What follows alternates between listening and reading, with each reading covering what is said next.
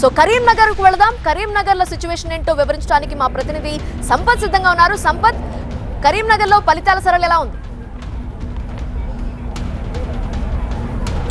గ్రామ పంచాయతీ ఎన్నికల్లో మాత్రం అధికార పార్టీ కాంగ్రెస్ హవా స్పష్టంగా కనబడుతుంది. ఇప్పటికే మైనర్ సంబంధించిన గ్రామ పంచాయతీ ఎన్నికలకు సంబంధించి సుమారుగా 40% వరకు కూడా కౌంటింగ్ పూర్తయింది. సంబంధించిన రిజల్ట్స్ కూడా బయటకు వచ్చింది. ముఖ్యంగా కరీంనగర్ జిల్లాలో ఇప్పటివరకు 52 ఫలితాలు బయటకు వస్తాయి. అందులో కాంగ్రెస్ 36 సీట్లలో గెలిచింది. అదేవిధంగా బీఆర్ఎస్ 2 సీట్లు, బీజేపీ 5, ఇండిపెండెంట్లు 7. అదేవిధంగా మిగతా ప్రాంతాలకు కూడా అక్కడ కాంగ్రెస్ హవా స్పష్టంగా కనబడుతుంది. జగిత్యాల మాత్రమే ముఖ్యంగా కోరుట్ల సెగ్మెంట్లో అక్కడ బీఆర్ఎస్ గట్టి పోటీ ఇచ్చింది. కానీ అక్కడ మెజార్టీ స్థానంలో కాంగ్రెస్ తన ఆధిక్యాన్ని సాధించింది.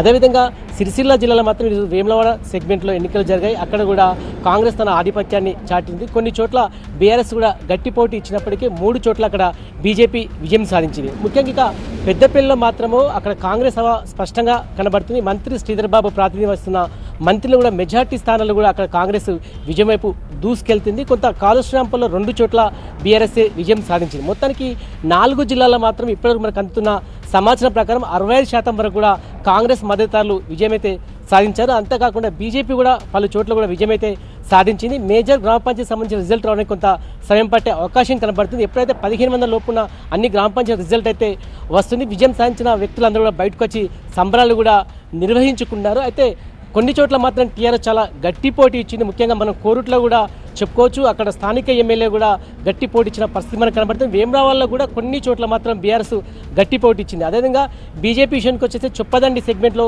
గంగాధర మండలంలో 5 స్థానాలు 5 చోట్ల కూడా అక్కడ బీజేపీ మద్దతుదారులు విజయమైతే సాధించారు. కొన్ని చోట్ల మిశ్రమ ఫలితాలు వచ్చినప్పటికీ ఆధిపత్యం మాత్రం అధికార పార్టీదే మనకు స్పష్టంగా కనబడుతుంది. మరి మేజర్ గ్రామ పంచాయతీ సంబంధించిన రిజల్ట్ వచ్చిన తర్వాత మనకు పూర్తి వివరాలు వెల్లడించే అవకాశం అయితే కనబడుతుంది. మొత్తానికి కొంత కాంగ్రెస్ పార్టీ సంబంధించిన చాలా సంబరాలు నడిపించే తమకు అనుకూలమైన ఫలితాలు వచ్చి కాంగ్రెస్ నేతలు చెప్తున్నారు.